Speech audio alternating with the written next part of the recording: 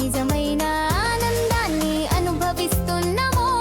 మన స్నేహితులతో మనం ఆడుకుంటాం, పరిగెత్తుతాము, కలిసి మనం చాలా సరదాగా ఉంటాం.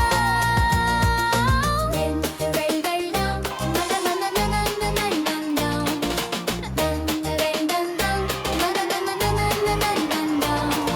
అలలతో దూకు నవ్వు ఆటలాడుకోండి, సంతోషకరమైన రీతి